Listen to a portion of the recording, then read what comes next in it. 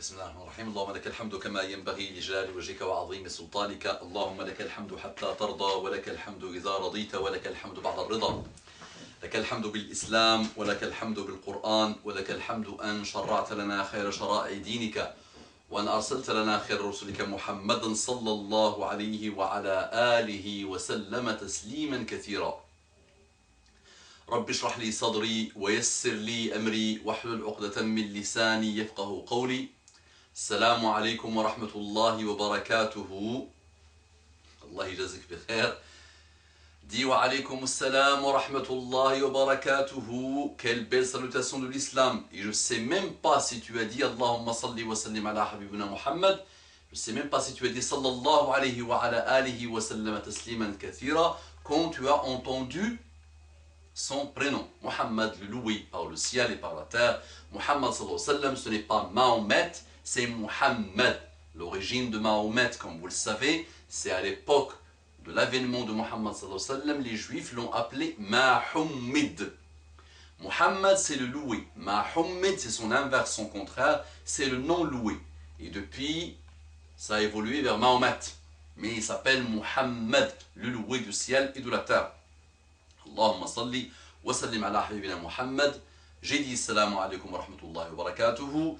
Je l'ai quand même traduit pour ceux qui ne la connaissent pas encore, cette belle salutation, je la traduis. Que la paix d'Allah subhanahu wa ta'ala, sa miséricorde et ses bénédictions soient sur vous mes frères et sœurs partout dans le monde. Bonjour mes frères et sœurs en humanité. Les fêtes musulmanes, il y a 3 fêtes.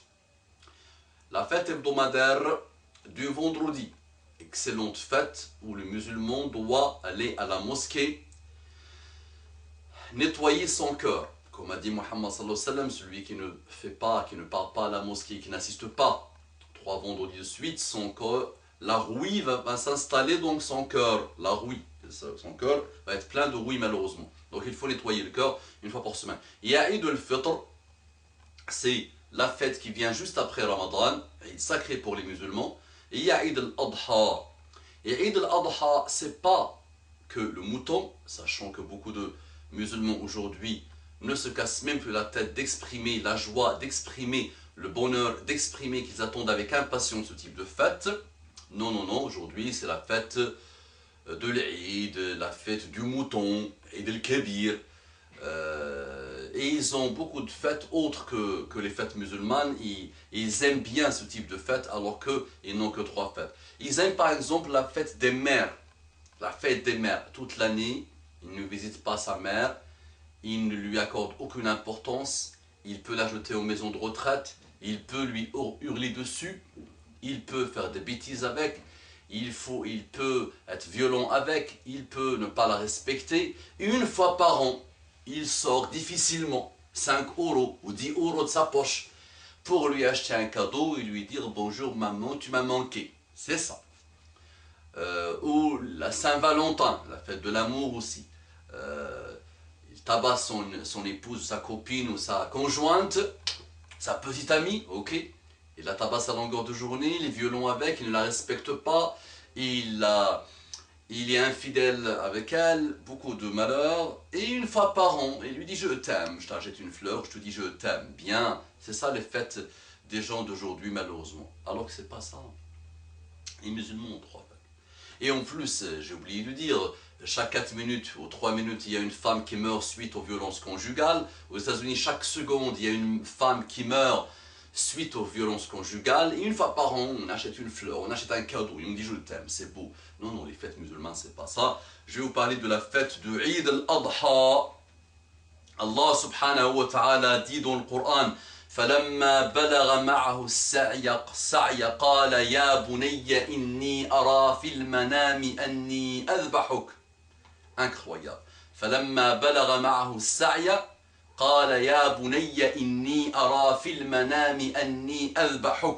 J'ai tenu à vous traduire ça pour essayer d'être fidèle à la parole d'Allah subhanahu wa ta'ala, sachant que ce n'est qu'une traduction. Puis quand celui-ci, donc Ismaïl, Allah parle d'Ismaïl, fut en âge de l'accompagner. Ibrahim dit, ô mon fils, je me vois en songe en train de t'immoler. Inni ara fil manami anni adbahuk. فانظر ماذا ترى. Vois donc ce que tu en penses. قال يا أبت افعل ما تؤمر ستجدني إن شاء الله من الصابرين. يا أبت افعل ما تؤمر ستجدني إن شاء الله من الصابرين. Cher père, ça c'est Ismaël qui parle, cher père, fais ce que t'est commandé, fais ce que Allah te commande. Tu me trouveras s'il plaît à Dieu du nombre des endurants. Regarde, subhanallah, Ibrahim voit dans un songe qu'il est en train d'immoler son fils Ismaïl, sachant que, comme vous le savez, il a attendu beaucoup de temps l'arrivée d'Ismaïl. Il l'a eu quand il a vieilli. Ismaïl, quand il avait autour de 13 ans, Ibrahim a vu en songe qu'il était en train d'immoler son fils Ismaïl. Et comme vous savez, le songe des prophètes, c'est un ordre d'Allah subhanahu wa ta'ala. Quand un prophète voit un songe, il le prend pour un ordre d'Allah subhanahu wa ta'ala. Il n'essaie pas de jouer le malin, il n'essaie pas de dire non, c'était vraiment, je dormais. Non, il a vu que c'était un ordre d'Allah subhanahu wa ta'ala et il s'est exécuté. L'ami intime d'Allah, c'est Ibrahim, dont les exégèses, les savants disent que Allah a voulu le tester, Allah a voulu voir, même si Allah sait tout, Allah a voulu le tester pour voir. Alors qu'il sait tout, Allah sait tout, et il lui a donné l'ordre d'immoler son fils. Et donc il part voir son fils pour lui dire Inni ara fil manami anni adbahuk. Je vois en songe que je suis en train de t'immoler. Imaginez un enfant de 13 ans et comparé avec les enfants d'aujourd'hui. Et imaginez ce prophète à qui Allah donne l'ordre d'égorger son fils, d'immoler son fils, qu'il a eu quand il était vieux et qu'il aimait beaucoup. Imaginez cette scène où ce prophète s'exécute devant Allah subhanahu wa ta'ala. Une chose très dure pour le cœur. Imaginez pour les papas normaux et pour les mamans normaux, quand Allah leur donne l'ordre d'immoler leur fils, d'immoler ton fils. C'est très dur pour le cœur. Et on n'arrive pas à s'exécuter devant les ordres d'Allah subhanahu wa ta'ala qui sont bien pour nous. Ne t'approche pas de la fornication, c'est bien pour toi, c'est pas bien pour Allah. Ne bois pas l'alcool, c'est bien pour toi. Fais tes prières et sois assidu, c'est bien pour toi. Fais le bien autour de toi, c'est bien pour toi. Et des choses pour notre intérêt, on ne veut pas s'exécuter. Et regardez Ibrahim, où Allah lui donne un ordre extrêmement douloureux et dur, et il s'exécute. Et regardez le fils comment il répond. Cher père, fais ce que t'es commandé, fais ce que Allah te commande, tu me trouveras s'il plaît à Dieu du nombre des endurants. Esma, phénoménal subhanallah. Regardez cette symbolique de ce Eid. Regardez ce qu'on doit se mémoriser, garder à l'esprit, tout en sachant que quand Allah nous raconte des histoires dans le Coran, c'est pas pour épater la galerie, c'est pour notre intérêt, c'est pour qu'on tire les leçons, mes frères et sœurs. Allah ilazikum bikhair, soyez analysés, soyez attentifs au rappel d'Allah subhanahu wa ta'ala dans le Coran. فلما أسلما وتله للجبين وناديناه أي يا إبراهيم قد صدقت الرؤيا إنا كذلك نجزي المحسنين إن هذا لهو البلاء المبين وفديناه بذبح عظيم وتركنا عليه في الآخرين سلام على إبراهيم كذلك نجزي المحسنين. Isma, falamma aslama wa tallahu lil jabin, il l'a mis sur son visage pour l'égorger de derrière, pour l'immoler de derrière, parce qu'il n'a pas voulu le voir dans les yeux, par peur que son cœur bouge. Donc Allah nous dit dans le Coran, puis quand tous deux se furent soumis à l'ordre de Dieu et qu'il le jetait sur le front, voilà que nous l'appelâmes Ibrahim, tu as confirmé la vision. C'est ainsi que nous récompensons les bienfaisants. C'était là, certes, l'épreuve manifeste. Et nous le rançonnâmes d'une immolation généreuse. Et nous perpétuâmes son renom dans la postérité.